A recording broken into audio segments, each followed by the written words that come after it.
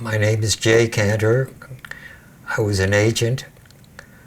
I was a film executive, and I'm a producer of motion pictures.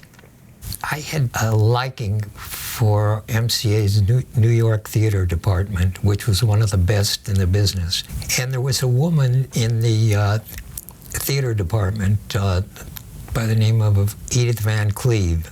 She represented Marlon in the theater. And after Marlon finished the play of Streetcar, he moved to Paris, and he wasn't doing anything. And his father told Edith Van Cleve that he had to go to work. Well, I mean, every studio wanted him, but they also wanted long-term contracts, which he wouldn't sign. One day I got a call from Stanley Kramer.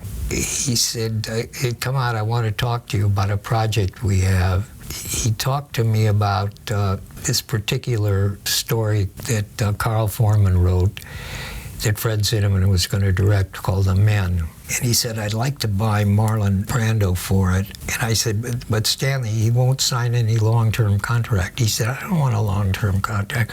I want him to play this part, that's all."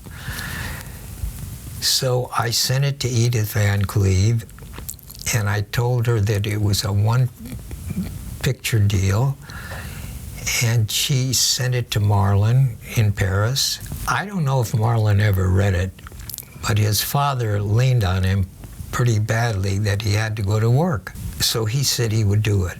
I met him at the train station, and I drove him to his aunt's house.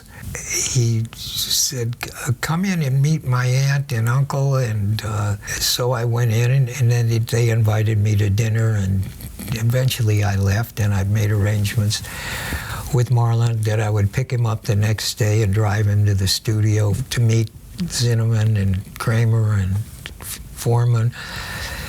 Then I told him I wanted him to come into our agency's office, and he said, "Why?" And I said, "Well, all the agents would like to meet you." He said, I don't have to meet anybody, you're my agent."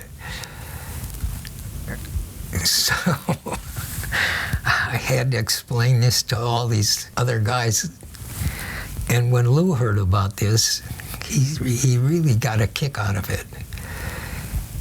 And because he was getting telephone calls from Daryl Zanuck, Jack Warner, all these, heads of studios that wanted to meet Marlon. And Lou said, "Well, I can't arrange it. You'd have to talk to his agent." They said, "Who's that?" And they said, "Jay Kanter." And they said, "Who's he?" And suddenly I was getting phone calls from all these heads of studios. And that was it.